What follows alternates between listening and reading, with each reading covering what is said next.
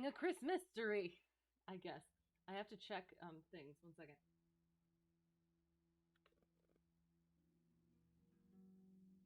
Oh gosh, I have pressed wrong things. Hang on, sorry. So I have to adjust my volume and settings and stuff. So I don't. I hope things are all working still.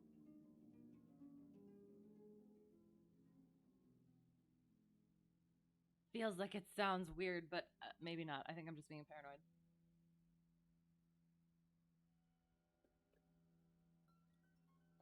Make sure it's coming from the right mic. Yep. Okay. Okay.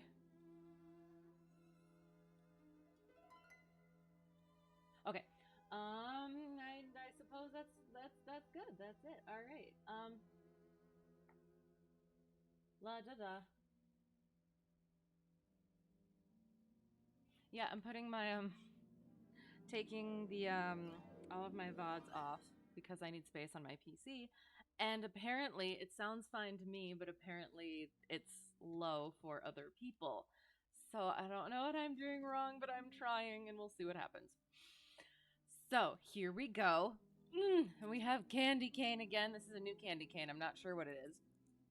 And while I'm attempting to open it, I was looking for classic Christmas stories because, as usual, I didn't plan ahead. I had some thoughts in mind that I had looked at before, but I wasn't sure which ones.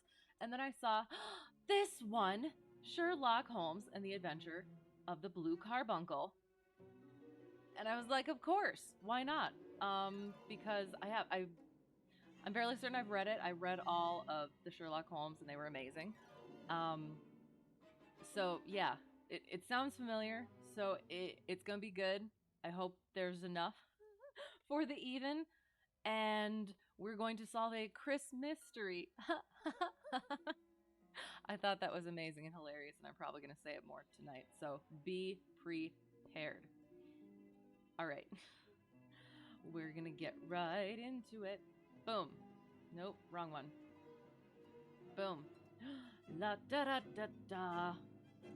And yes, a blue carbuncle is a diamond or other such jewel. I'm not sure. I was going to look it up and then I forgot. But yeah, diamond, gem thing. So, The Adventure of the Blue Carbuncle by Sir Arthur Conan Doyle. I don't know if he was a sir when he was writing, so I don't know if you count it, but yeah. All right. And again, for those not aware of Sherlock Holmes, it is written from the point of view of Watson, his sort of sidekick. Yeah. I had called upon my friend Sherlock Holmes upon the second morning after Christmas with the intention of wishing him the compliments of the season. He was lounging upon the sofa in a purple dressing gown, a pipe rack within his reach upon the right, and a pile of crumpled morning papers, evidently newly studied, near at hand. Beside the couch was a wooden chair, and on the angle of the back hung a very seedy and disreputable hard felt hat, much the worse for wear, and cracked in several places. A lens and a forceps lying upon the seat of the chair suggested that the hat had been suspended in this manner for the purpose of examination. "You are engaged," said I. "Perhaps I interrupt you." "Not at all. I am glad to have a friend with whom I can discuss my results. The matter is a perfectly trivial one." He jerked his thumb in the direction of the old hat. "But there are points in connection with it which are not entirely devoid of interest, and even of instruction." I seated myself in his armchair and warmed my hands before his crackling fire, for a sharp frost had set in, and the windows were thick with the ice crystals. "I suppose," I remarked, "that homely as it looks, this thing has some deadly story linked onto it, that it is the clue which will guide you in the solution of some mystery and the punishment of some crime." No crime," said Sherlock Holmes, laughing. "Only one of those whimsical little incidents which will happen when you have 4 million human beings all jostling each other within the space of a few square miles. Amid the action and reaction of so dense a swarm of humanity, every possible combination of events may be expected to take place, and many a little problem will be presented which may be striking and bizarre without being criminal. We have already had experience of such. So much so, I remarked, that of the last 6 cases which I have added to my notes, 3 have been entirely free of any legal crime. Precisely. You allude to my attempt to recover the Irene Adler papers, to the singular case of Miss Mary Sutherland, and to the adventure of the man with the twisted lip. Well, I have no doubt that this small matter will fall into the same innocent category. You know Peterson, the commissionaire. Yes, it is to him that this trophy belongs. It is his hat. Back up we go. No, he found it. Its owner is unknown. I beg that you will look upon it not as a battered billycock, but as an intellectual problem. And first, as to how it came here. It arrived upon Christmas morning in company with a good fat goose, which is, I have no doubt, roasting at this moment in front of Peterson's fire. The facts are these. About 4 o'clock on Christmas morning, Peterson, who, as you know, is a very honest fellow, was returning from some small jollification and was making his way homeward down Tottenham Court Road. In front of him he saw, in the gaslight, a tallish man, walking with a slight stagger and carrying a white goose slung over his shoulder. As he reached the corner of Goodge Street, a row broke out between this stranger and a little knot of roughs.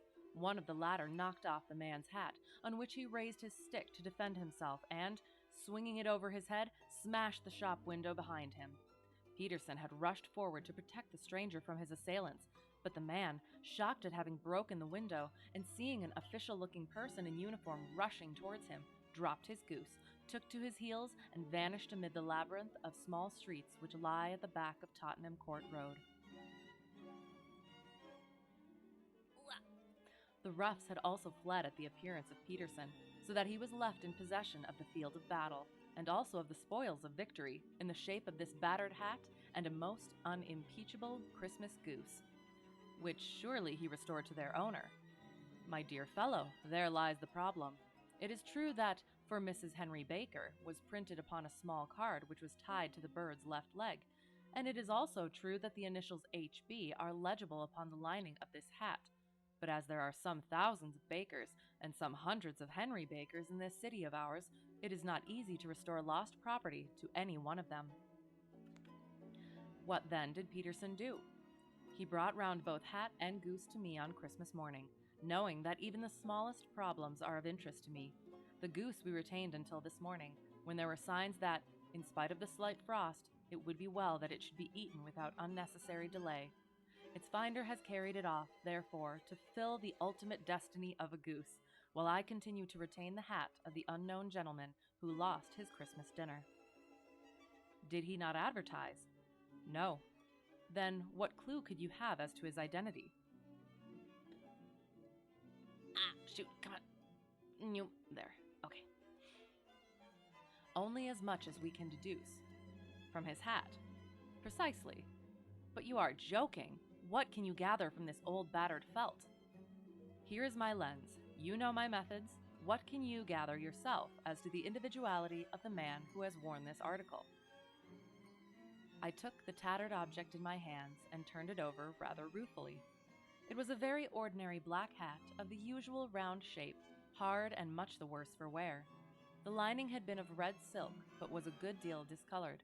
There was no maker's name, but, as Holmes had remarked, the initials H.B. were scrawled upon one side. It was pierced in the brim for a hat securer, but the elastic was missing. For the rest, it was cracked, exceedingly dusty, and spotted in several places, although there seemed to have been some attempt to hide the discolored patches by smearing them with ink. I can see nothing, said I, handing it back to my friend. On the contrary, Watson, you can see everything. You fail, however, to reason from what you see. You are too timid in drawing your inferences. Inferences? Yeah, inferences. Then pray tell me what it is that you can infer from this hat. He picked it up and gazed at it in the peculiar introspective fashion which was characteristic of him. It is perhaps less suggestive than it might have been, he remarked, and yet there are a few inferences which are very distinct, and a few others which represent at least a strong balance of probability. That the man was highly intellectual is of course obvious upon the face of it, and also that he was fairly well-to-do within the last 3 years, although he has now fallen upon evil days.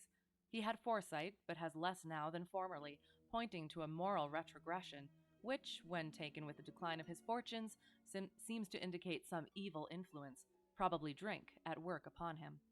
This may account also for the obvious fact that his wife has ceased to love him. Oh my God, my dear Holmes! He has, however, retained some degree of self-respect, he continued, disregarding my remonstrance. He is a man who leads a sedentary life, goes out little, is out of training entirely, is middle-aged, has grizzled hair, which he has had cut within the last few days, and which he anoints with lime cream. These are the more patent facts which are to be deduced from his hat. Also, by the way, that it is extremely improbable that he has gas laid on in his house. You are certainly joking, Holmes. Not in the least. Is it possible that even now, when I give you these results, you are unable to see how they are attained? I have no doubt that I am very stupid, but I must confess that I am unable to follow you. For example, how did you deduce that this man was intellectual?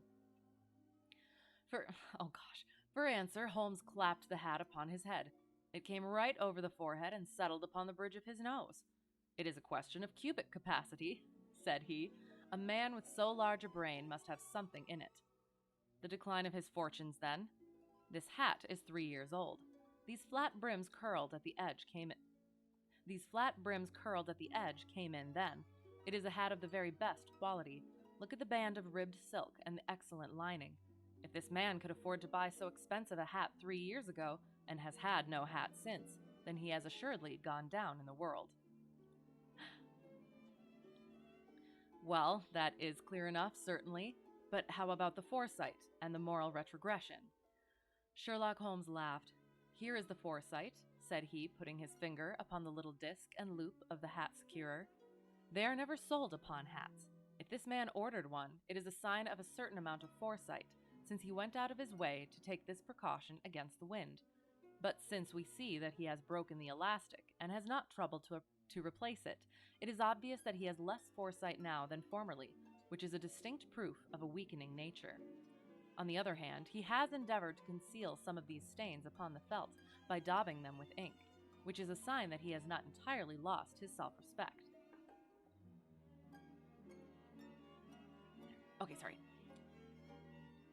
Your reasoning is certainly plausible.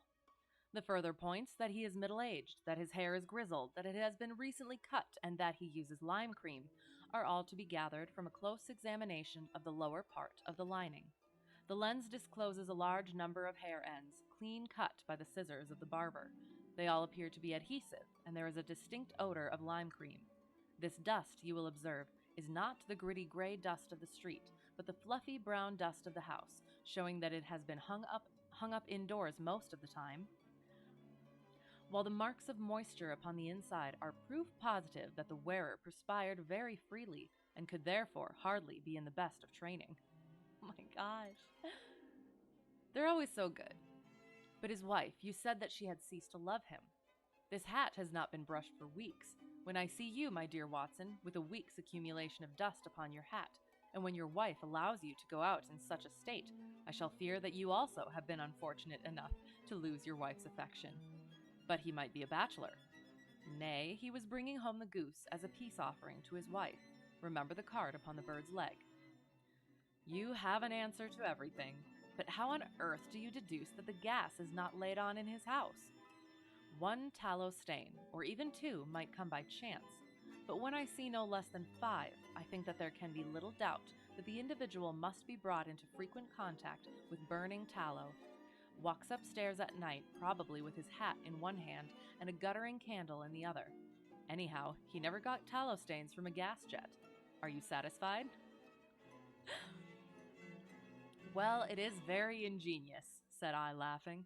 But since, as you said just now, there has been no crime committed, and no harm done save the loss of a goose, all this seems to be rather a waste of energy.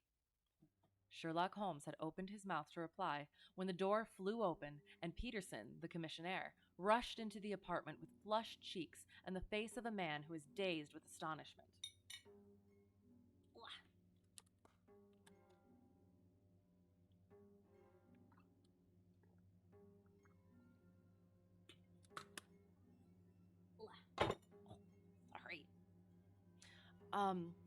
Astonishment.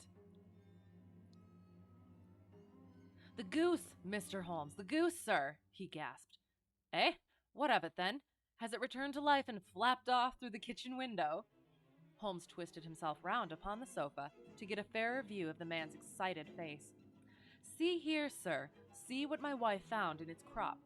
He held out his hand and displayed upon the center of the palm a brilliantly scintillating blue stone, rather smaller than a bean in size, but of such purity and radiance that it twinkled like an electric point in the dark hollow of his hand.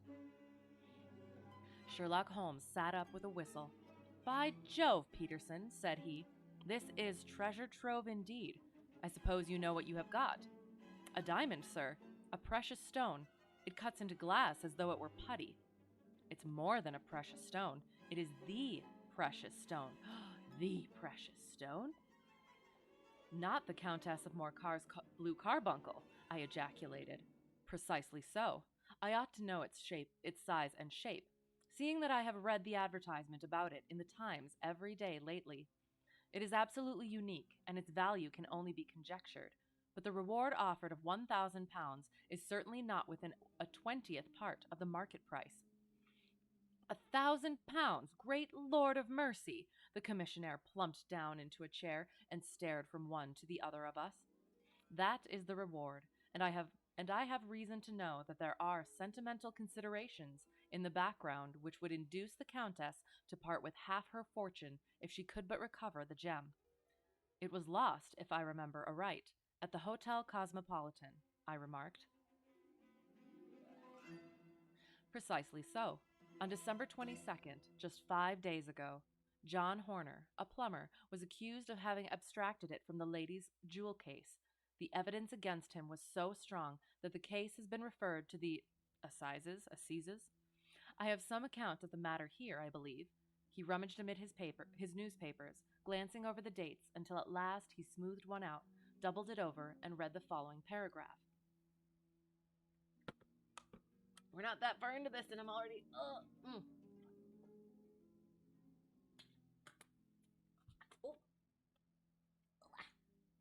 There. And I hope everything still sounds okay and looks okay. All right.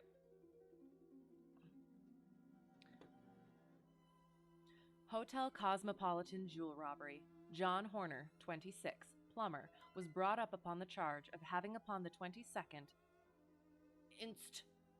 abstracted from the jewel case of the Countess of Morcar the valuable gem known as the Blue Carbuncle.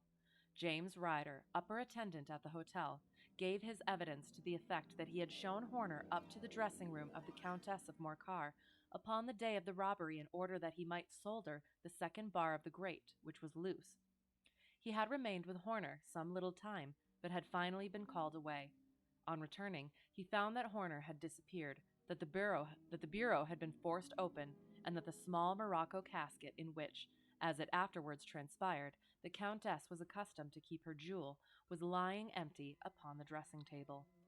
Ryder instantly gave the alarm, and Horner was arrested the same evening, but the stone could not be found either upon his person or in his rooms. Catherine Cusack, maid to the Countess, deposed to having heard Ryder's cry of dismay on discovering the robbery, and to having rushed into the room where she found matters as described by the last witness. Inspector Bradstreet, B Division, gave evidence as to the arrest of Horner, who struggled frantically and protested his innocence in the strongest terms. Evidence of a previous conviction for robbery having been given against the prisoner, the magistrate refused to deal summarily with the offense, but referred it to the assizes. Horner, who had shown signs of intense emotion during the proceedings, fainted away at the conclusion and was carried out of court. So much for the police court, said Holmes thoughtfully, tossing aside the paper. The question for us now to solve is the sequence of events leading from a rifled jewel case at one end to the crop of a goose in Tottenham Court Road at the other. You see, Watson, our little deductions have suddenly assumed a much more important and less innocent aspect. Here is the stone. The stone came from the goose, and the goose came from Mr. Henry Baker, the gentleman with the bad hat and all the other characteristics with which I have bored you. So now we must set ourselves very seriously to finding this gentleman and ascertaining what part he has played in this little mystery. To do this, we must try the simplest means first, and these lie undoubtedly in an advertisement in all the evening papers. If this fail, I shall have recourse to other methods. What will you say? Give me a pencil and that slip of paper. Now then, found at the corner of Goodge Street, a goose and a black felt hat. Mr. Henry Baker can have the same by applying at 6:30 this evening at 221B Baker Street. That is clear and concise. Hello, hello, how's it going? How's it going? We're reading Sherlock Holmes, a Christmas-tery. It's festive and I guess not quite spooky. So yes, how's it going? Very well, but will he see it? Well, he is sure to keep an eye on the papers, since, to a poor man, the loss was a heavy one. He was clearly so scared by his mischance in breaking the window, and by the approach of Peterson, that he thought of nothing but flight, but since then, he must have bitterly regretted the impulse which caused him to drop his bird. Then, again, the introduction of his name will cause him to see it, for everyone who knows him will direct his attention to it. Here you are, Peterson. Run down to the advertising agency and have this put in the evening papers.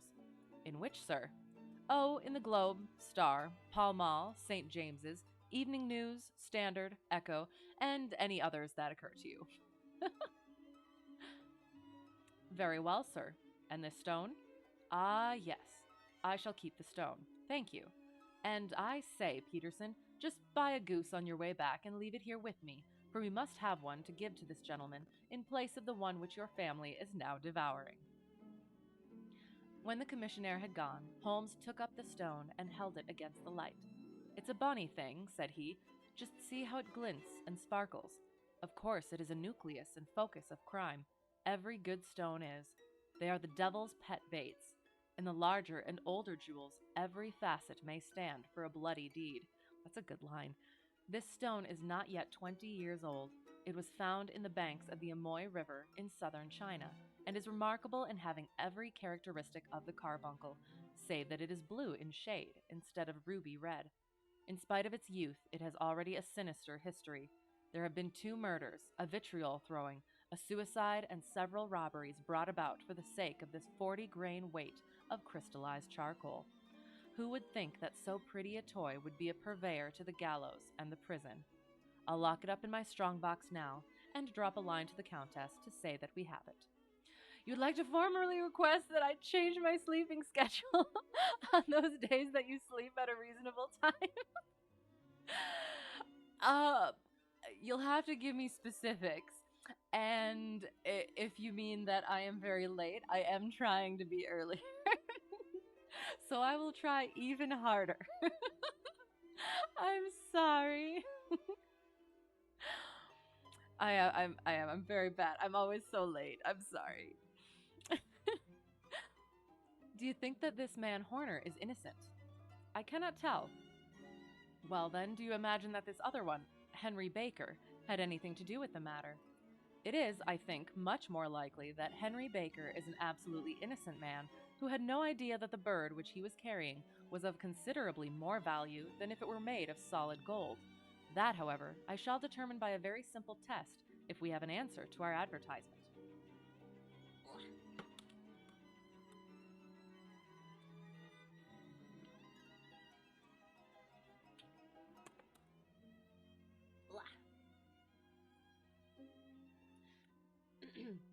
And you can do nothing until then. Nothing. In that case, I shall continue my professional round, but I shall come back in the evening at the hour you have mentioned, for I should like to see the solution of so tangled a business. Very glad to see you. I dine at 7. There is a woodcock, I believe. By the way, in view of recent occurrences, perhaps I ought to ask Mrs. Hudson to examine its crop. I had been delayed at a case, and it was a little after 6:30 when I found myself in Baker Street once more. As I approached the house, I saw a tall man in a Scotch bonnet with a coat which was buttoned up to his chin, waiting outside in the bright semicircle which was thrown from the fanlight. Just as I arrived, the door was opened, and we were shown up together to Holmes's room. Mr. Henry Baker, I believe, said he, rising from his armchair and greeting his visitor with the easy air of geniality which he could so readily assume. Pray take this chair by the fire, Mr. Baker. It is a cold night, and I observe that your circulation is more adapted for summer than for winter. Ah, Watson, you have just come at the right time. Is that your hat, Mr. Baker? Yes, sir, that is undoubtedly my hat.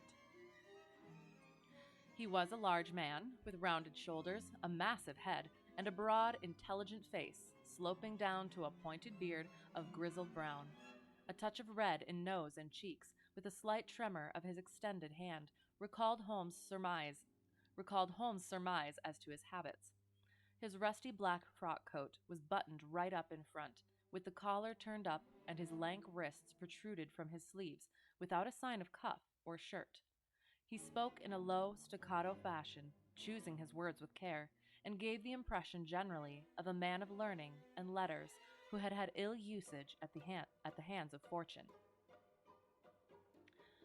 We have retained these things for some days, said Holmes, because we expected to see an advertisement from you giving your address.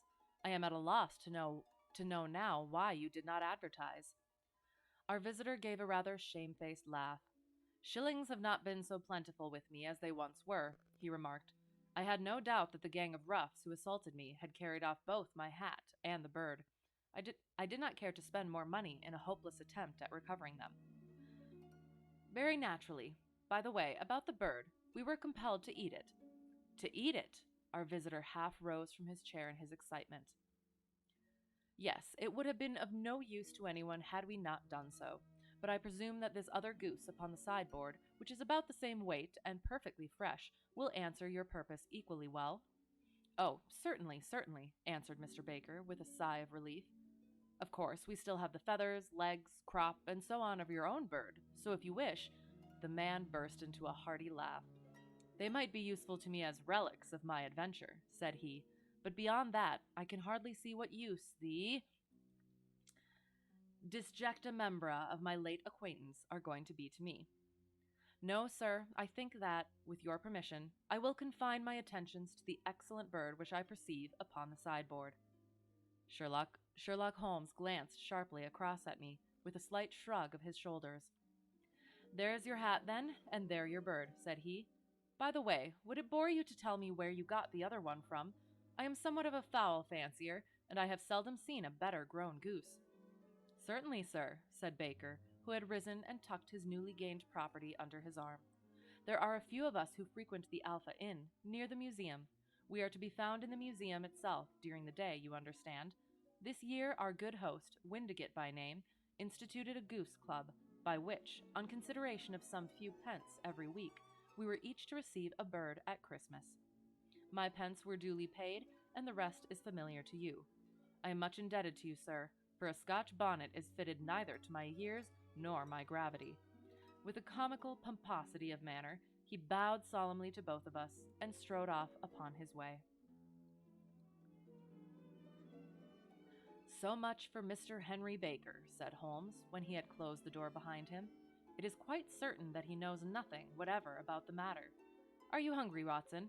Not particularly. Then I suggest that we turn our dinner into a supper, and follow up this clue while it is still hot. By all means. It was a bitter night, so we drew on our ulsters and wrapped cravats about our throats. Outside, the stars were shining coldly in a cloudless sky, and the breath of the passers-by blew out into smoke like so many pistol shots. Our footfalls rang out crisply and loudly as we swung through the Doctor's Quarter, Wimpole Street, Harley Street, and so through Wigmore Street into Oxford Street. In a quarter of an hour, we were in Bloomsbury at the Alpha Inn, which is a small public house at the corner of one of the streets which runs down into Holborn. Holmes pushed open the door of the private bar and ordered 2 glasses of beer from the ruddy-faced, white-aproned landlord. Your beer should be excellent if it is as good as your geese, said he. My geese? The man seemed surprised. Yes, I was speaking only half an hour ago to Mr. Henry Baker, who was a member of your goose club. Who? Ah, yes, I see. But you see, sir, them's not our geese. Indeed. Whose then? Well, I got the 2 dozen from a salesman in Covent Garden. Indeed? I know some of them. Which was it? Breckenridge is his name. Ah, I don't know him. Well, here's your good health, landlord, and prosperity to your house. Good night. Now for Mr. Breckenridge, he continued, buttoning up his coat as we came out into the frosty air. Remember, Watson, that though we have so homely a thing as a goose at one end of this chain, we have at the other a man who will certainly get 7 years penal servitude unless we can establish his innocence. It is possible that our inquiry may but confirm his guilt, but, in any case, we have a line of investigation which has been missed by the police, and which a singular chance has placed in our hands. Let us follow it out to the bitter end. Faces to the south, then, and quick march. We passed across Holborn, down Endell Street, and so through a zigzag of slums to Covent Garden Market. One of the largest stalls bore the name of Breckenridge upon it, and the proprietor, a horsey-looking man, with a sharp face and trim side whiskers, was helping a boy to put up the shutters. "Good evening. It's a cold night," said Holmes. The salesman nodded and shot a questioning glance at my companion. "Sold out of geese, I see," continued Holmes, pointing at the bare slabs of marble. "Let you have 500 tomorrow morning." "That's no good. Well, there are some on the stall with the gas. Well, there are some on the stall with the gas flare. Ah, but I was recommended to you." "Who by?" "The landlord of the Alpha." "Oh, yes, I sent him a couple of dozen." "Fine birds they were, too. Now, where did you get them from?" To my surprise, the question provoked a burst of anger from the salesman. "Now then, mister," said he with his head cocked and his arms akimbo, "what are you driving at? Let's have it straight now." "It is straight enough. I should like to know who sold you the geese which you supplied to the Alpha." "Well, then, I shan't tell you. So now."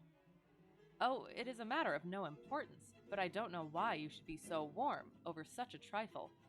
"Warm? You'd be as warm, maybe, if you were as pestered as I am. When I pay good money for a good article, there should be an end of the business. But it's, where are the geese? And who did you sell the geese to? And what will you take for the geese? One would think they were the only geese in the world, to hear the fuss that is made over them." "Well, I have no connection with any other people who have been making inquiries," said Holmes carelessly. "If you won't tell us the bet is off, that is all. But I'm always ready to back my opinion on a matter of fowls, and I have a fiver on it that the bird I ate is country bred." "Well, then, you've lost your fiver, for it's town bred," snapped the salesman. "It's nothing of the kind." So tricky. "I say it is." "I don't believe it." "Do you think you know more about fowls than I, who have handled them ever since I was a nipper? I tell you all those birds that went to the Alpha were town bred. You'll never persuade me to believe that.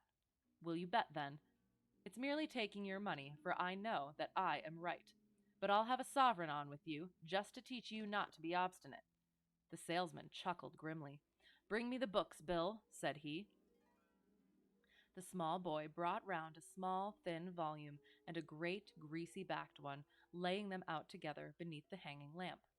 "Now then, Mr. Cocksure," said the salesman, "I thought that I was out of geese, but before I finish you'll find that there is still one left in my shop.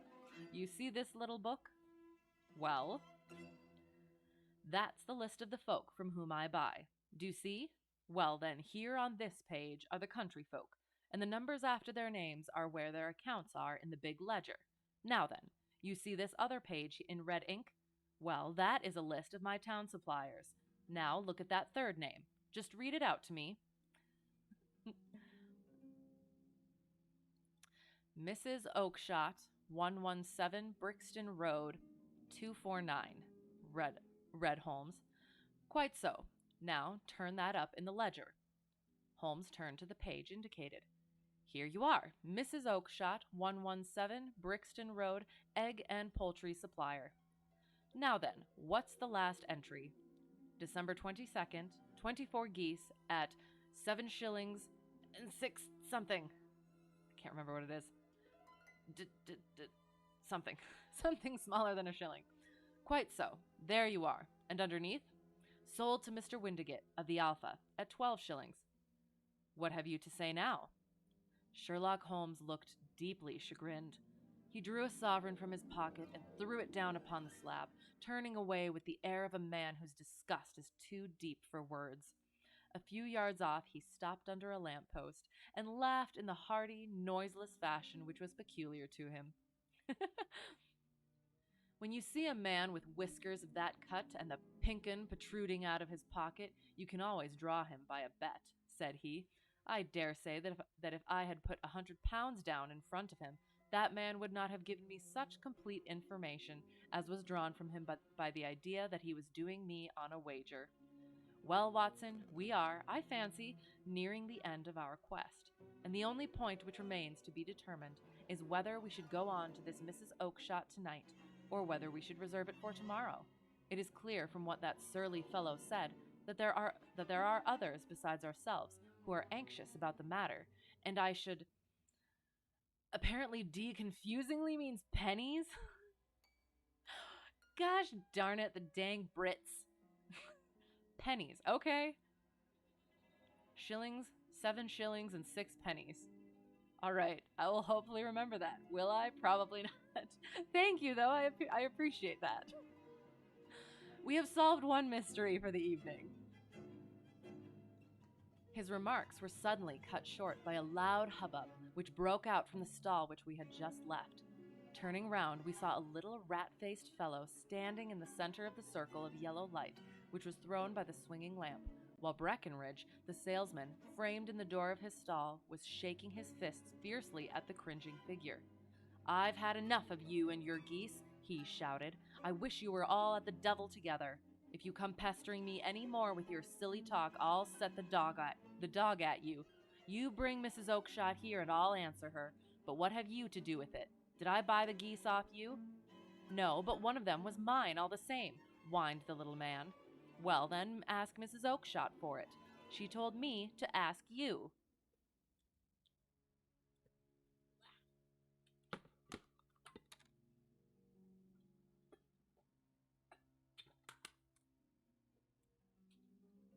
Well, you can ask the King of Prussia for all I care. I've had enough of it. Get out of this. He rushed fiercely forward, and the inquirer flitted away into the darkness. Ha! This may save us a visit to Brixton Road, whispered Holmes. Come with me, and we will see what is to be made of this fellow. Striding through the scattered knots of people who lounged round the flaring stalls, my companion speedily overtook the little man and touched him upon the shoulder. He sprang round, and I could see in the gaslight that every vestige of color had been driven from his face. Who are you, then? What do you want? He asked in a quavering voice. You will excuse me, said Holmes blandly, but I could not help overhearing the questions which you put to the salesman just now. I think that I could be of assistance to you. You? Who are you? How could you know anything of the matter? My name is Sherlock Holmes. It is my business to know what other people don't know. But you can know nothing of this. Excuse me, I know everything of it. You are endeavoring to trace some geese which were sold by Mrs. Oakshott of Brixton Road to a salesman named Breckenridge, by him in turn to Mr. Windigate of the Alpha, and by him to his club, of which Mr. Henry Baker is a member. Oh, sir, you are the very man whom I have longed to meet, cried the little fellow with outstretched hands and quivering fingers. I can hardly explain to you how interested I am in this matter. Sherlock Holmes hailed a four-wheeler which was passing. In that case, we had better discuss it in a cozy room rather than in this wind-swept marketplace, said he. But pray tell me, before we go farther, who it is that I have the pleasure of assisting. The man hesitated for an instant. My name is John Robinson, he answered with a sidelong glance. No, the real name, said Holmes sweetly. It is always awkward doing business with an alias. A flush sprang to the white cheeks of the stranger. Well then, said he, my real name is James Ryder. Precisely so. Head attendant at the Hotel Cosmopolitan. Pray, step into the cab, and I shall soon be able to tell you everything which you would wish to know. The little man stood glancing from one to the other of us with half-frightened, half-hopeful eyes, as one who is not sure whether he is on the verge of a windfall or of a catastrophe. Then he stepped into the cab, and in half an hour we were back in the sitting room at Baker Street. Nothing had been said during our drive, but the high, thin breathing of our new companion and the claspings and unclaspings of his hands spoke of the nervous tension within him. "Here we are," said Holmes cheerily as we filed into the room. "The fire looks very seasonable in this weather. You look cold, Mr. Ryder. Pray, take the basket chair. I will just put on my slippers before we settle this little matter of yours. Now then, you want to know what became of those geese?" "Yes, sir. Or rather, I fancy, of that goose. It was one bird, I imagine, in which you were interested, white, with a black bar across the tail." Ryder quivered with emotion. "Oh, sir," he cried, "can you tell me where it went to?" "It came here." "Here?" "Yes, and a most remarkable bird it proved. I don't wonder that you should take an interest in it. It laid an egg after it was dead, the bonniest, brightest little blue egg that ever was seen. I have it here, in my museum."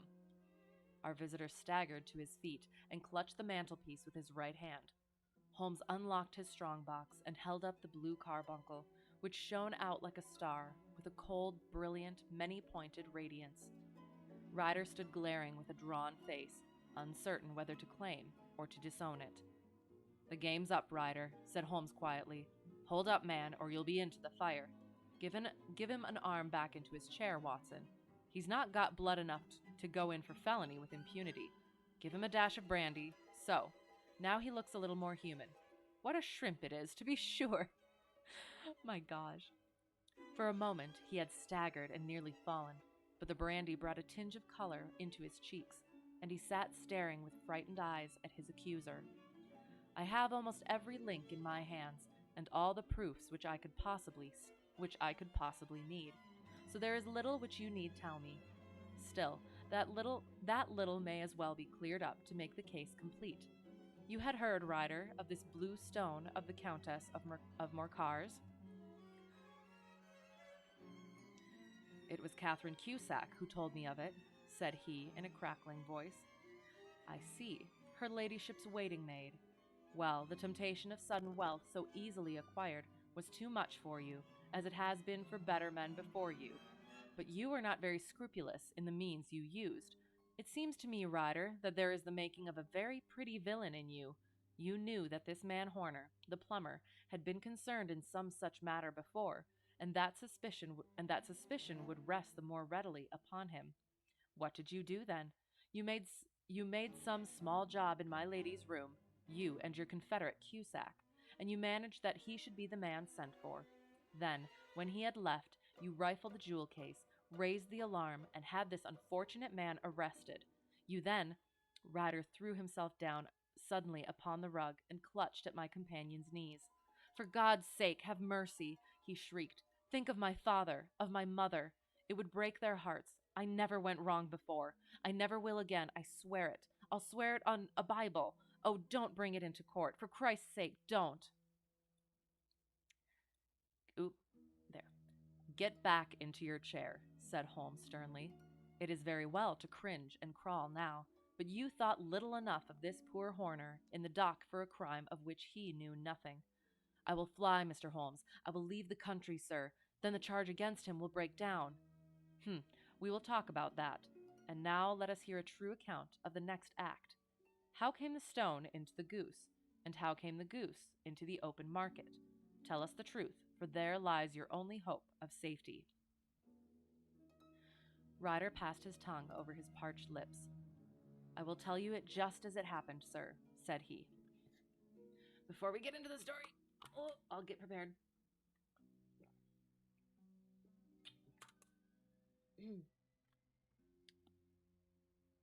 Okay. When Horner had been arrested, it seemed to me that it would be best for me to get away with the stone at once, for I did not know at what moment the police might not take it into their heads to search me and my room. There was no place about the hotel where it would be safe. I went out, as if on some commission, and I made for my sister's house. She had married a man named Oakshott and lived in Brixton Road, where she fattened fowls for the market. All the way there, every man I met seemed to me to be a policeman or a detective. And for all that it was a cold night, the sweat was pouring down my face before I came to the Brixton Road.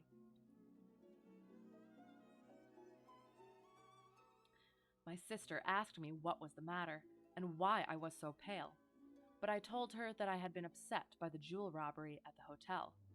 Then I went into Then I went into the backyard and smoked a pipe and wondered what it would be best to do. I had a friend once called Maudsley who went to the bad and has just been serving his time in Pentonville. One day he had met me and fell into talk about the ways of thieves and how they could get rid of what they stole. I knew that he would be true to me, for I knew one or two things about him. So I made up my mind to go right on to Kilburn, where he lived, and take him into my confidence. He would show me how to turn the stone into money, but how to get to him in safety. I thought of the agonies I had gone through in coming from the hotel. I might at any moment be seized and searched, and there would be the stone in my waistcoat pocket. I was leaning against the wall at the time and looking at the geese, which were waddling about round my feet. And suddenly an idea came into my head which showed me how I could beat the best detective that ever lived. Apparently not. My sister had told me some weeks before that I might have the pick of her geese for a Christmas present, and I knew that she was always as good as her word. I would take my goose now, and in it I would carry my stone to Kilburn.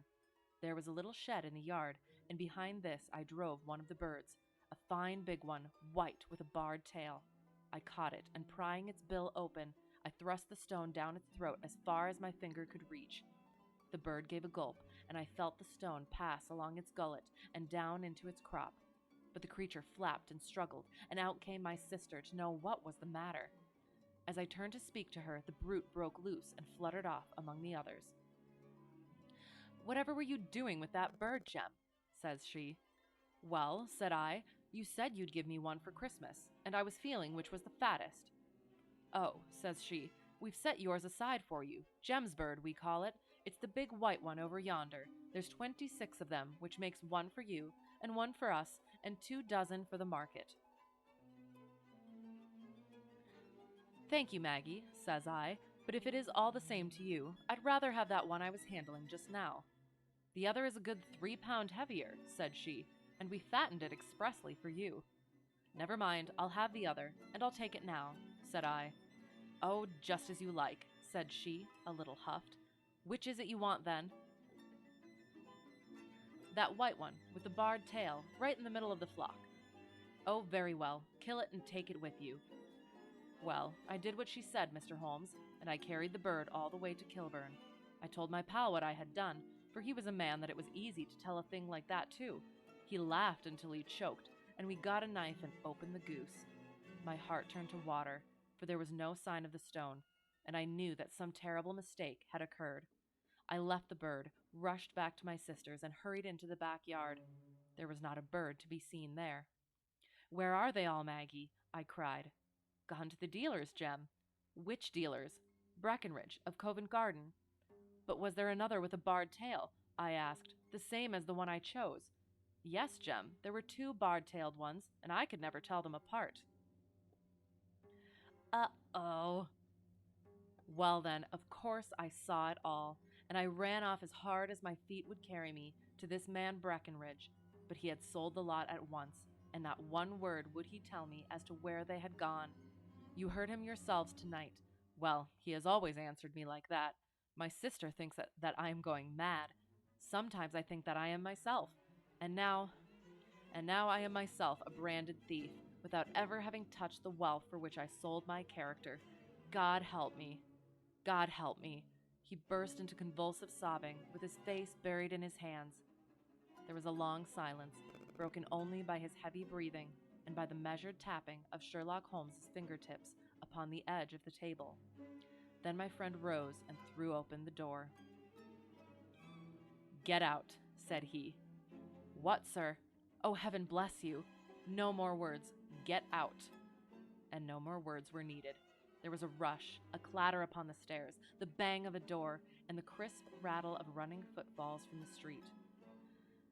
"After all, Watson," said Holmes, reaching up his hand for his clay pipe, "I am not retained by the police to supply their deficiencies. If Horner were in danger, it would be another thing, but this fellow will not appear against him, and the case must collapse.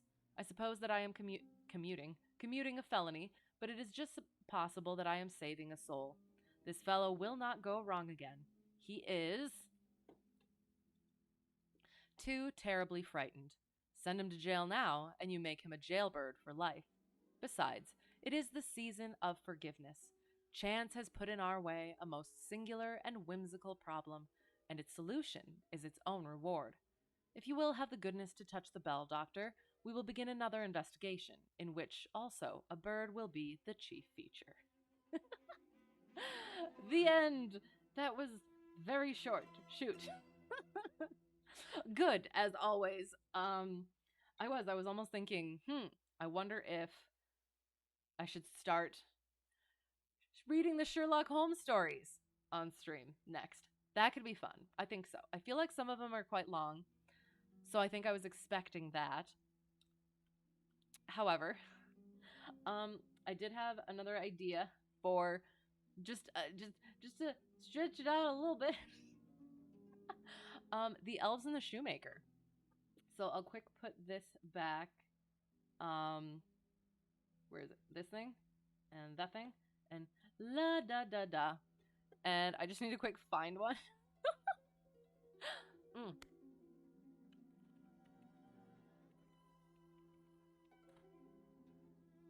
Because then it's another mystery.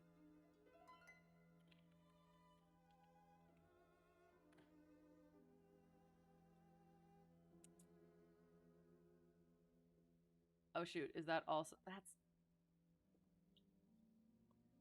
that's also very short. Gosh darn it.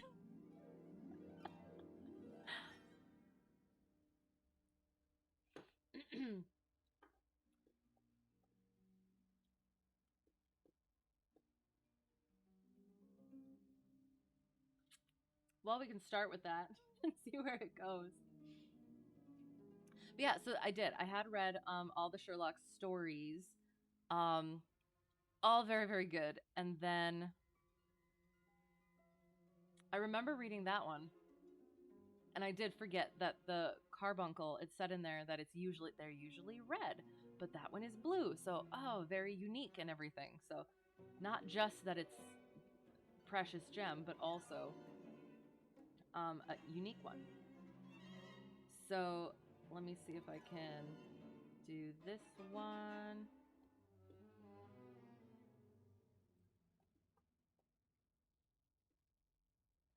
What am I looking for? Ah, there we go. La da da da da. 1812 from Grimm's Fairy Tales. The Elves. Jacob Ludwig Grimm and Wilhelm Karl Grimm.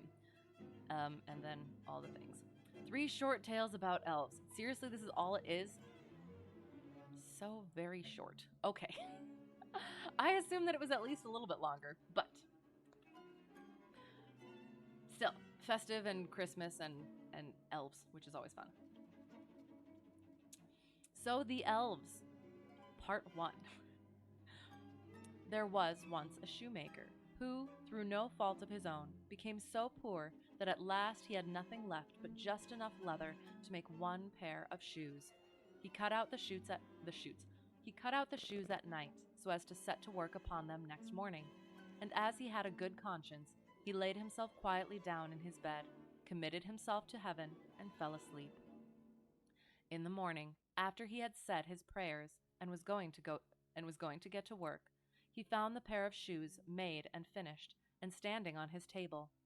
He was very much astonished, and could not tell what to think, and he took the shoes in his hand to examine them more closely, and they were so well made that every stitch was in its right place, just as if they had come from the hand of a master workman. Soon after, a purchaser entered, and as the shoes fitted him very well, he gave more than the usual price for them, so that the shoemaker had enough money to buy leather for 2 more pairs of shoes. He cut them out at night, and intended to set to work the next morning with fresh spirit. But that was not to be, for when he got up, they were already finished, and even a customer was not lacking, who gave him so much money that he was able to buy leather enough for 4 new pairs. Early next morning, he found the 4 pairs also finished, and so it always happened. Whatever he cut out in the evening was worked up by the morning, so that he was soon in the way of making a good living, and in the end became very well to do. Oops. Oh, I have to scroll it.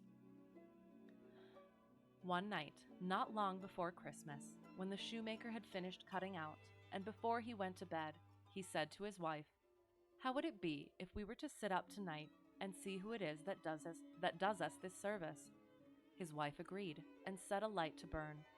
Then they both hid in a corner of the room behind some coats that were hanging up, and then they began to watch.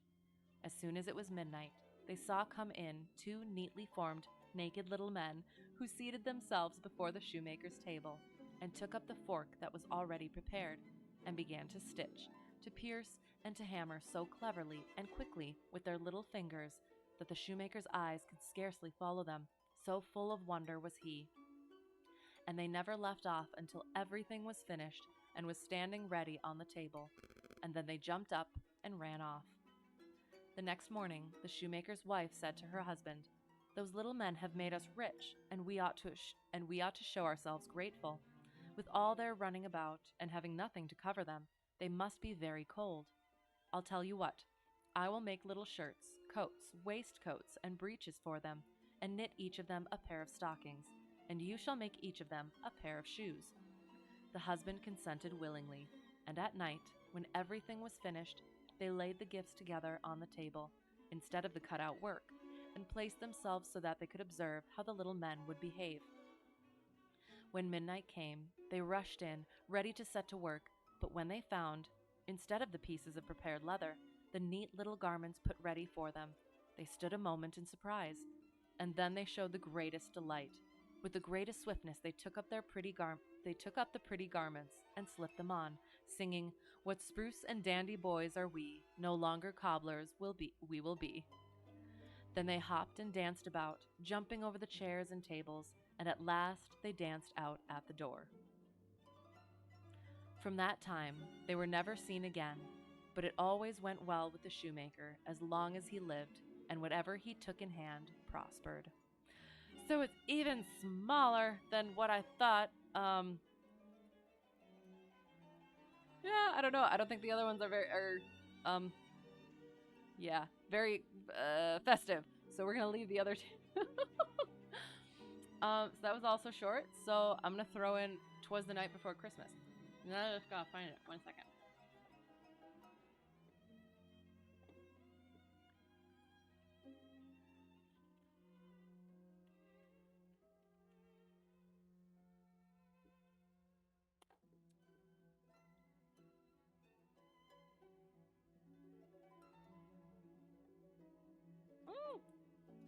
How do I zoom in? There we go.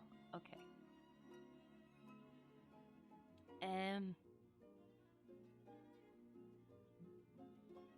These old tales do tend to be surprisingly short, right? But I thought it was, yeah, I did. I thought it was at least somewhat longer. It was about like 3 minutes. But as I was reading, that's one that doesn't seem to have changed much, because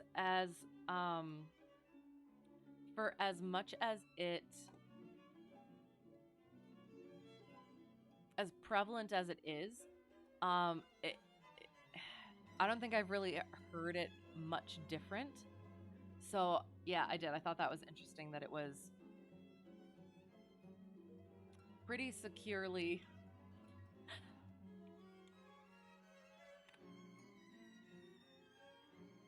like original to today, rather than being altered and changed. Does this one work? Oh, this one's cute. Okay. Hello, how's it going? So, if you're expecting Sherlock Holmes, it was very short. So we're reading, and then we just read good, I'm glad. So we're just we read another mystery, the Elves and the Shoemaker, which was also very short. So now we're going to try Twas the Night Before Christmas, which is somewhat longer, I guess. This is actually probably longer than the Elves and the Shoemaker. So that'll work out okay. So there, I'll make sure it's good. Why is it like that?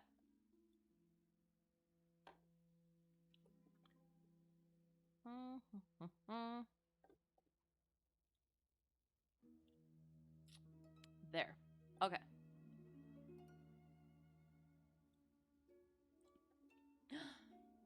I was gonna save this one kind of. Christmas Carol is gonna be December 22nd. And I was probably gonna save this till like then, since it's closer to Christmas. But I think since it's somewhat mysterious, we'll keep with the sort of mystery theme. And we will finish off with classic "Twas the Night Before Christmas." So I hope that it is not too disappointing that we so quickly finished with Sherlock and are now on to other things.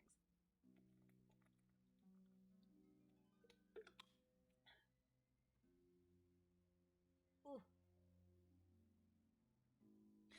So, all right.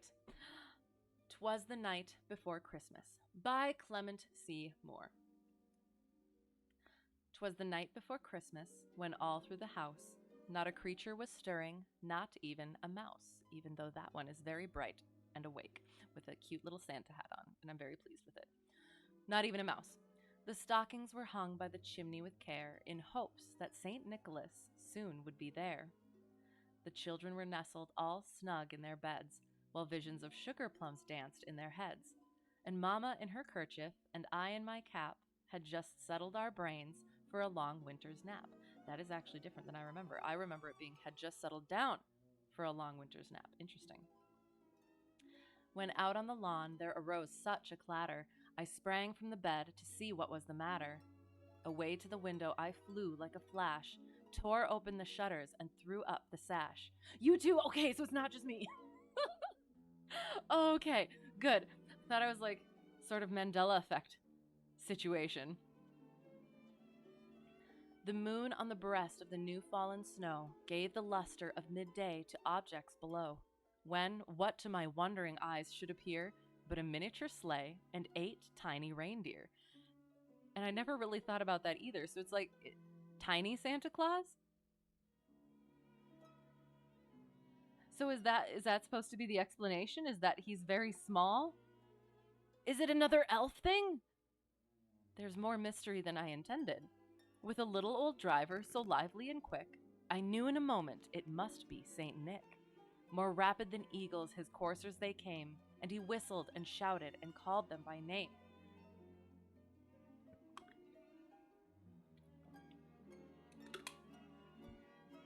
Now Dasher, now Dancer, now Prancer and Vixen, on Comet, on Cupid, on Donner, Donder, and Blitzen.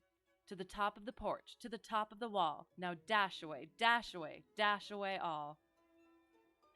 It's a cute little reindeer. As dry leaves that before the wild hurricane fly, when they meet with an obstacle, mount to the sky. So up to the housetop the coursers they flew, with the sleigh full of toys, and St. Nicholas too. You like my Mike Bjorn? I'm not sure what it means, but I appreciate. Like because of the he's in his little snowsuit because it is December and he's festive. It's very creative. It's just I used to have dolls, and so I put him in costume. Because if I put it like anything on my head, then I can't get my my headphones on it. So like a baby Bjorn. I love it. I'm glad. Cause yeah, I do. I subject him to it because otherwise it's just not. Yeah. It's just complicated if I do stuff. So thank you. And he's happy that it is also appreciated as well, because he is subjected to it. Slave of Toys, St. Nicholas too. I feel like I do.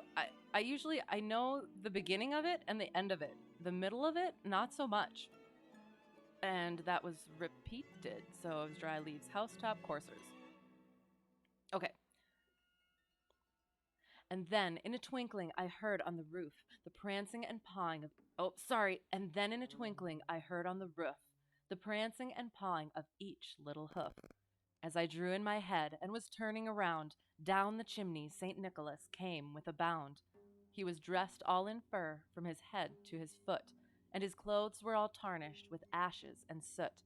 A bundle of toys he had flung on his back, and he looked like a peddler just opening his pack. His eyes, how they twinkled, his dimples, how merry. His cheeks were like roses, his nose like a cherry. Ugh.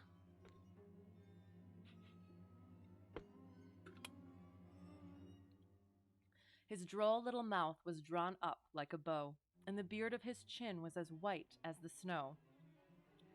The stump of a pipe he held tight in his teeth. I guess we didn't appreciate St. Nicholas. Oh, he's very cute. It's not in color, though. Interesting. An interesting choice. The stump of a pipe he held tight in his teeth, and the smoke it encircled his head like a wreath. He had a broad face and a little round belly that shook when he laughed like a bowl full of jelly. He was chubby and plump, a right jolly old elf, and I laughed when I saw him, in spite of myself. A wink of his eye and a twist of his head soon gave me to know I had nothing to dread. He spoke not a word, but went straight to his work, and filled all the stockings, then turned with a jerk, and laying his finger aside of his nose, and giving a nod, up the chimney he rose. He sprang to his sleigh, to his team gave a whistle, and away they all flew like the down of a thistle. But I heard him exclaim, ere he drove out of sight, "Happy Christmas to all, and to all a good night." Oh, it's so good. Love it. Oh, and it is cute little things. Like, those seem like they fit more in there, and then that fits more with that. So I don't know. I guess it is. It's for for kids, I guess, so that's why it's not too aesthetically melded. Yes, the Christmas trees. That went festive.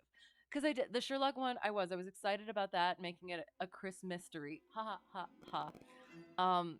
But it wasn't too Christmassy. It happened after Christmas.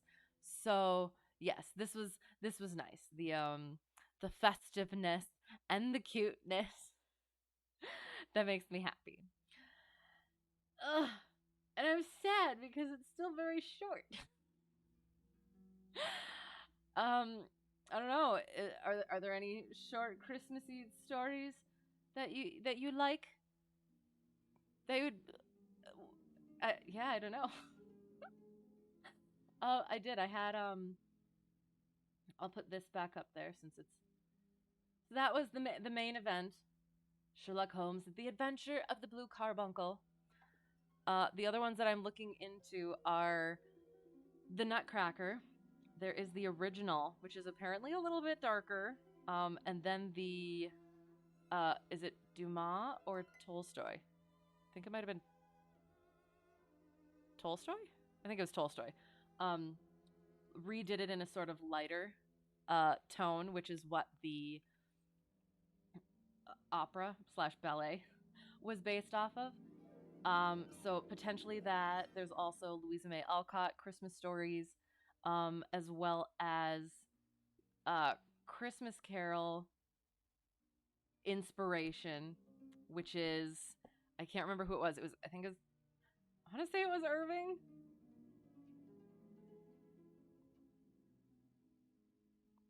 Let me look.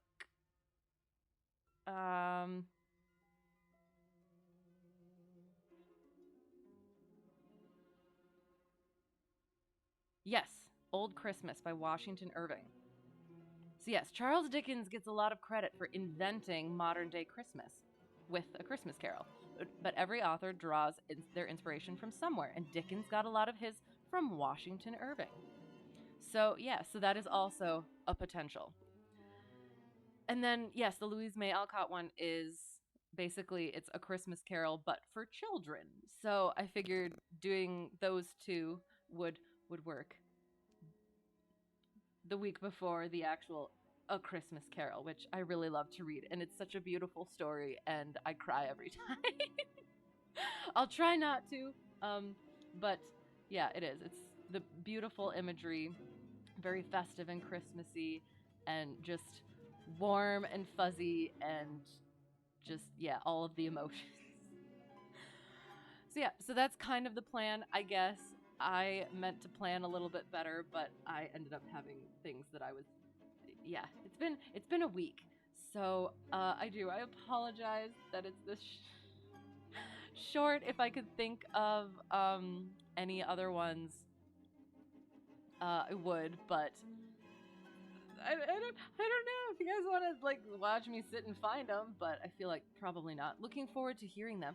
Good, yes, you're at risk of sleeping at reasonable hours for the next couple of weeks, but you'll be watching the VODs if you miss watching them live. Sounds good. I appreciate that, and I do hope things are going well. I hope your projects are going well. I remember you were working on I always forget, is it the 150 or the 152, whichever that one is for the I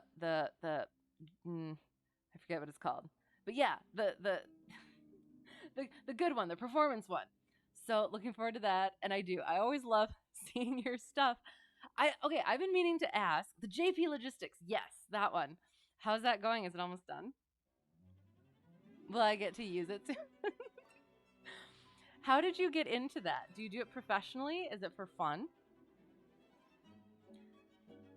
And yeah, I do. I've always been meaning to ask you about that, and I'm usually just doing something stupid, and so I'm focusing on that. But I would love to hear that story because it's so cool. Your 3D modeling parts are mostly done. Excellent. All up to Code Wizard now. Awesome. Sounds good. Cool. I am. I'm very excited.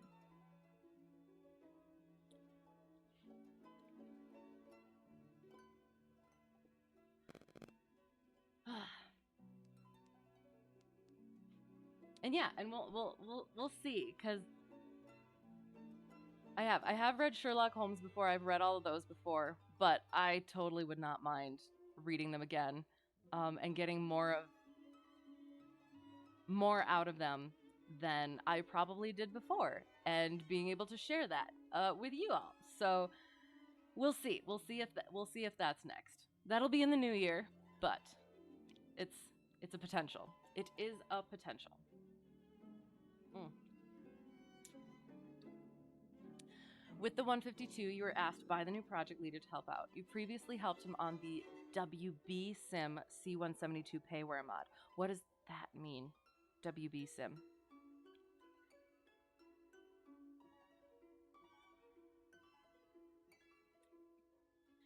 And awesome. So, networking.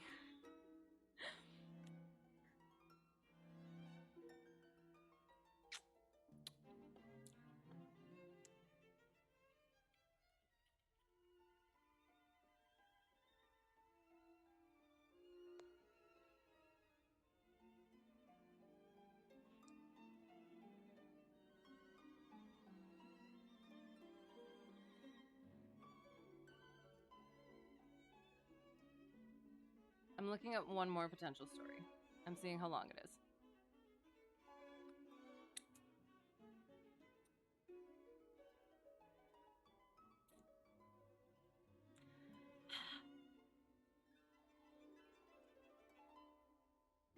It's not too long. Are you interested?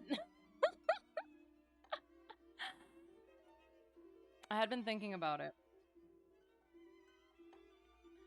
That's a payware mod for the premium deluxe default C172 Steam Gauge plane. Okay, they did a total recoding of pretty much every system for it.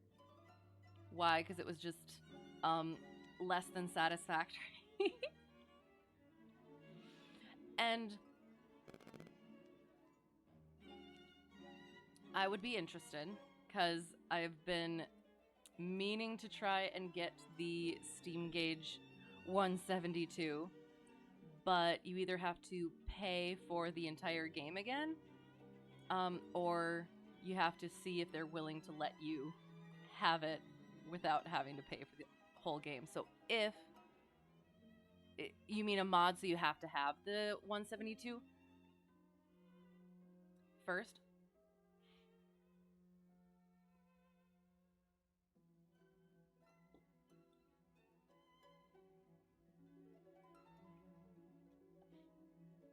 And surprise, I think we're doing one more story.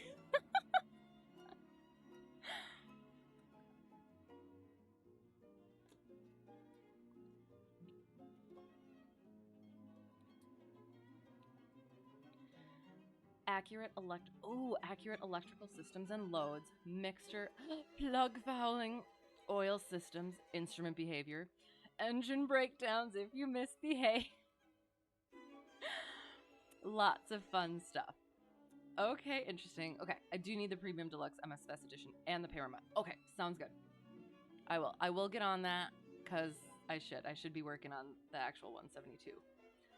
Although I'm gonna enjoy your remade 152, so I could just stay with that too. All of the options. Okay, so again, as always, I plan so well for these things. I did. I was thinking about doing this one, and then I hadn't looked into it much, but I think it will be good. So I think it's just gonna be like a sort of nice, wholesome meaning of Christmas sort of thingy. Unknown how much of this will end up in the 152 now that they have the same management. What does that mean? Are you meaning... Do you mean the accurate electrical systems and loads and mixture plug fouling? Same person in charge for the 152 and the 172 now?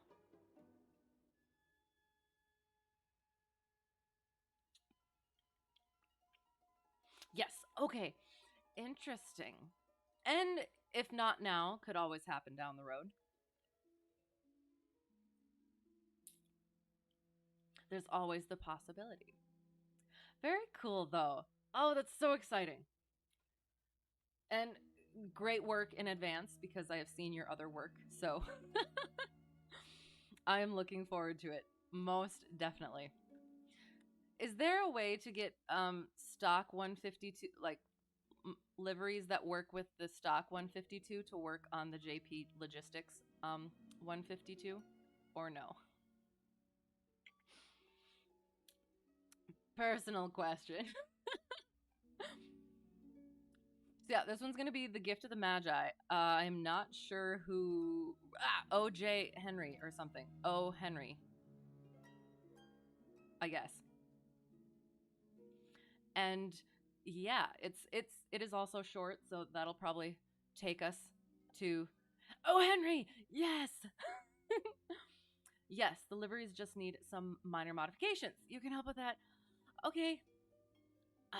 So the one thing was it was somebody who offered to make me one, and I feel bad about having other people work on it after they did it. So yeah. So yeah.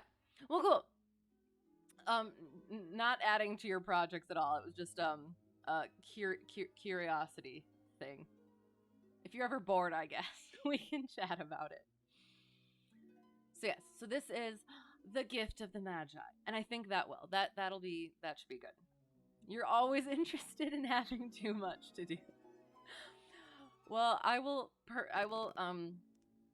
put my stuff off until you actually don't have things to do. I will be the gatekeeper of more things to do, at least from my end. But I feel that. I do. All right. So we'll finish off with this one. Kind of. Can I go like?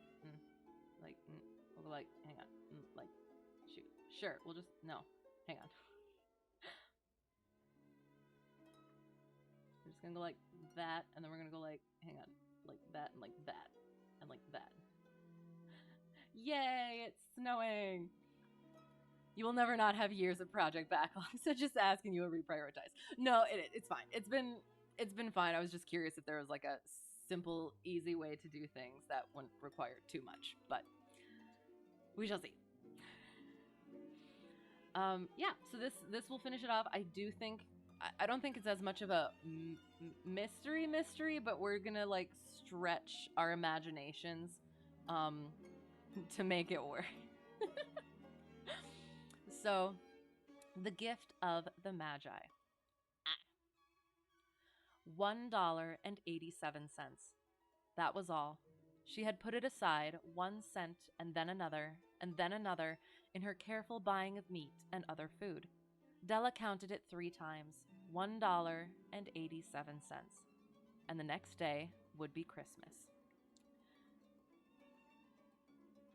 There was nothing to do but fall on the bed and cry. So Della did it. While the lady of the home is slowly growing quieter, we can look at the home. Furnished rooms at a cost of $8 a week. There is little more to say about it. You're in such a festive, giving, you're in the spirit. I appreciate that. That's awesome. In the hall below was a letter box too small to hold a letter.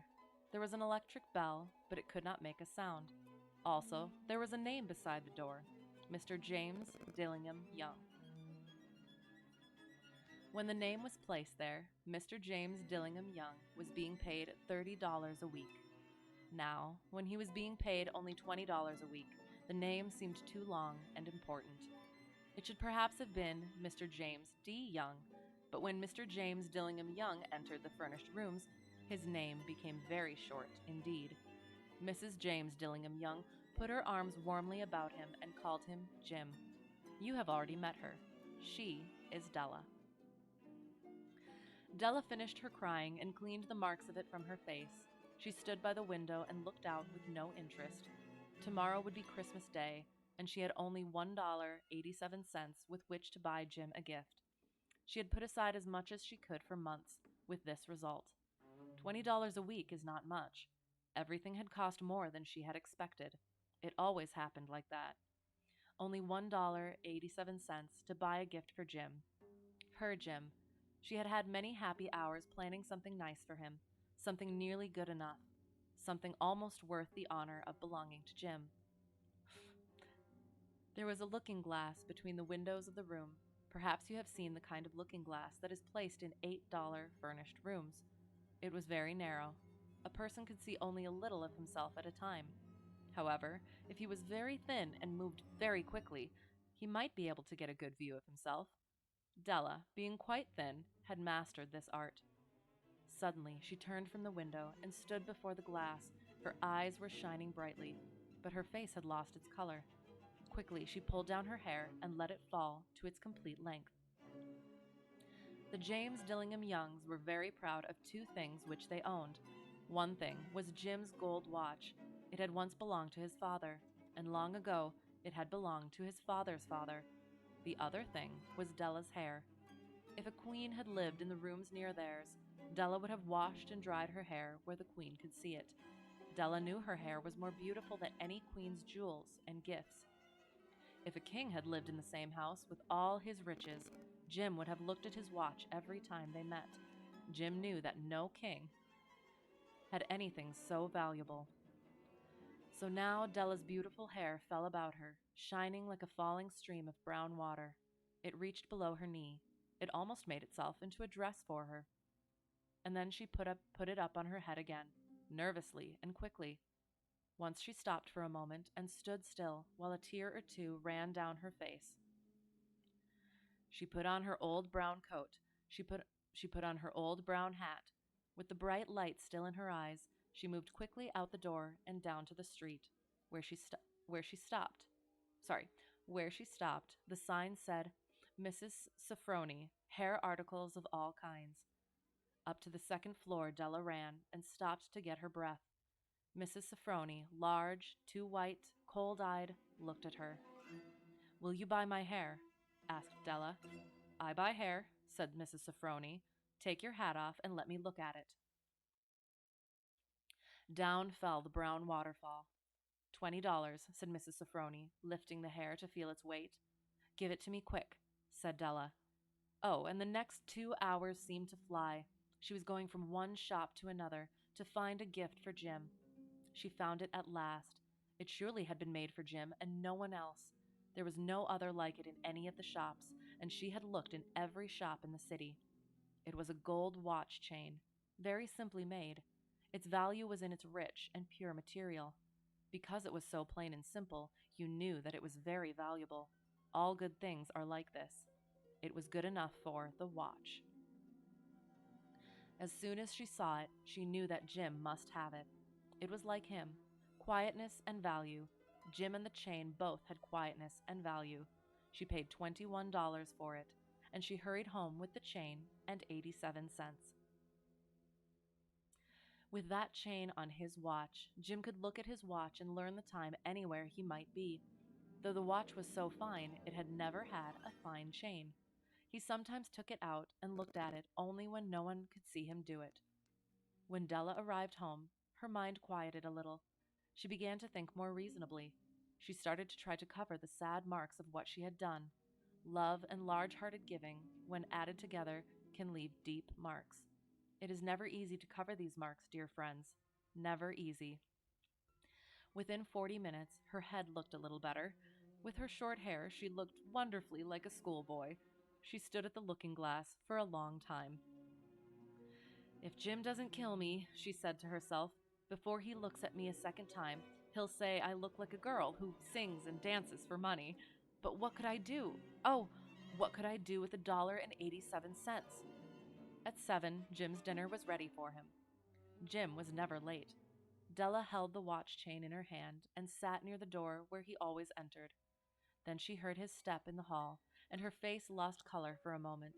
She often said little prayers quietly about simple, everyday things. And now she said, "Please God, make him think I'm still pretty." The door opened, and Jim stepped in. He looked very thin, and he was not smiling. Poor fellow, he was only 22, and with a family to take care of. He needed a new coat, and he had nothing to cover his cold hands. Jim stopped inside the door. He was as quiet as a hunting dog when it is near a bird. His eyes looked strangely at Della, and there was an expression in them that she could not understand. It filled her with fear. It was not anger, nor surprise, nor anything she had been ready for. He simply looked at her with that strange expression on his face. Della went to him. "Jim, dear," she cried, "don't look at me like that. I had my hair cut off and sold it. I couldn't live through Christmas without giving you a gift. My hair will grow again. You won't care, will you? My hair grows very fast. It's Christmas, Jim. Let's be happy. You don't know what a beautiful, nice gift I got for you." "You've cut off your hair?" asked Jim slowly. He seemed to labor to understand what had happened. He seemed not to feel sure he knew. "Cut it off and sold it," said Della. "Don't you like me now? I'm me, Jim. I'm the same without my hair." Jim looked around the room. "You say your hair is gone," he said. "You don't have to look for it," said Della. "It's sold, I tell you. Sold and gone, too. It's the night before Christmas, boy. Be good to me, because I sold it for you. Maybe the hairs of my head could be counted," she said, "but no one could ever count my love for you. Shall we eat dinner, Jim?" Jim put his arms around his Della. For 10 seconds, let us look in another direction. Looking in the other direction, we don't have to wait 10 seconds. How about like 3? Okay, they've had their moment. $8 a week, or $1 million a year. How different are they? Someone may give you an answer, but it will be wrong. The Magi brought valuable gifts, but that was not among them. My meaning will be explained soon. From inside the coat, Jim took something tied in paper. He threw it upon the table. "I want you to understand me, Dell," he said. "Nothing like a haircut could make me love you any less. But if you'll open that, you may know what I felt when I came in." White fingers pulled off the paper, and then a cry of joy, and then a change to tears, for there lay the combs that Della had seen in a shop window and loved for a long time. Beautiful combs with jewels, perfect for her beautiful hair. She had known they cost too much for her to buy them. She had looked at them without the least hope of owning them. And now they were hers, but her hair was gone. So sad, I know. But she held them to her heart, and at last was able to look up and say, "My hair grows so fast, Jim." And then she jumped up and cried, "Oh, oh!" Jim had not yet seen his beautiful gift. She held it out to him in her open hand. The gold seemed to shine softly, as if with her own warm and loving spirit. "Isn't it perfect, Jim? I hunted all over town to find it. You'll have to look at your watch 100 times a day now. Give me your watch. I want to see how they look together." Jim sat down and smiled. "Della," said he, "let's put our Christmas gifts away and keep them a while. They're too nice to use now. I sold the watch to get the money to buy the combs. And now I think we should have our dinner." He says so matter-of-factly. The Magi, as you know, were wise men, wonderfully wise men, who brought gifts to the newborn Christ child. They were the first to give Christmas gifts. Being wise, their gifts were doubtless wise ones. And here I have told you the story of two children who were not wise. Each sold the most valuable thing he owned in order to buy a gift for the other. But let me speak a last word to the wise of these days. Of all who give gifts, these two were the most wise. Of all who give and receive gifts, such as they are the most wise. Everywhere they are the wise ones. They are the Magi. Oh.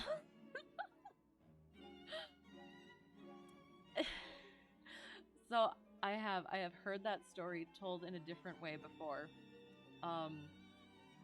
But yeah, it's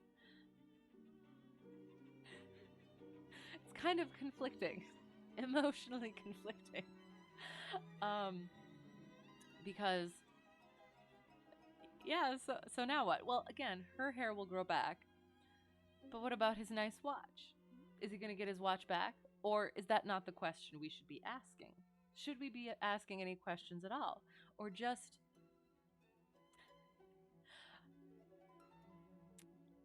recognizing and appreciating the story and the love and the message for what it is? They loved each other so much.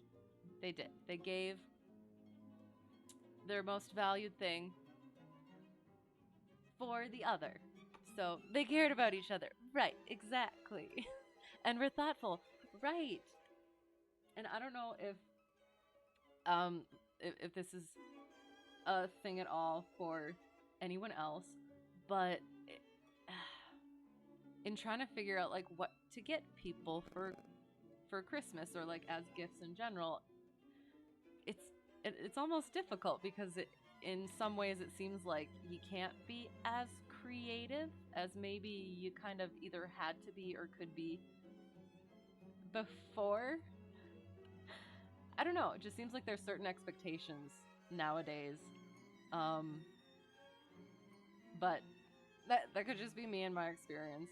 So yeah, but it's a very sweet story.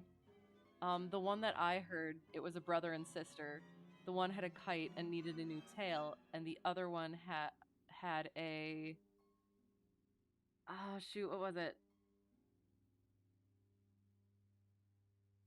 Had a something else. And it was cute. It was a little moral tale for children. And that's what's interesting because, again, the Elves and the Shoemaker one did not change at all. I want to say that was in the same storybook, and it didn't change at all from what the original was. And then this one changed quite a bit. So, yeah.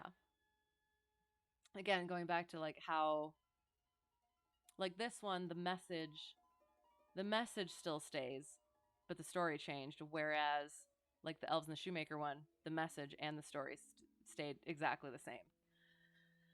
So yeah, interesting. And those are my thoughts, I guess. And there is, I guess, a night of Christmas-tery. Kind of stretched it there at the end. However, I do. I enjoyed reading that one. And I'm glad you all were okay with me struggling and trying to figure out the how to get the rest of the stream in. So Merry Christmas to all, and to all a good night. Yes. Yes. We will. We shall end it on that with Yes, very, very mature Christmas message, I guess, kind of, maybe. So, yeah. So yeah, that was Sherlock Holmes. I'll go through all of them. Sherlock Holmes and the Adventure of the Blue Carbuncle, The Elves and the Shoemaker, Twas the Night Before Christmas, and The Gift of the Magi, because I planned very poorly and did not have enough material. So I apologize for that. Thanks for putting up with all of it and being um, flexible. So yeah, Sunday we will try more Christmassy themed, potentially Santa Steam games. We'll fly some more on Tuesday. I am gonna try. I will try to be earlier than I usually am. I am trying, working on it. Um, yeah. And on Tuesday we'll try to get some actual ATC controlled IFR flying in, and then we will be back next week with either Nutcracker or some Christmas a Christmas Carol inspiration or inspirationese. That's a word. It's a word now. So yeah, so that is the plan. Good night. Yes, good night, and thank you for being here. I appreciate it. And yeah, to whoever got lost and found their way here or found their way back, thank you. I can never say it enough. I really do appreciate it. I appreciate you putting up with me. Um, and yeah, have a great whatever it's going to be for you. Hope to see you again soon. Hope you're having a lovely December and hope you continue to. And until next time, yeah, thank you. And bye.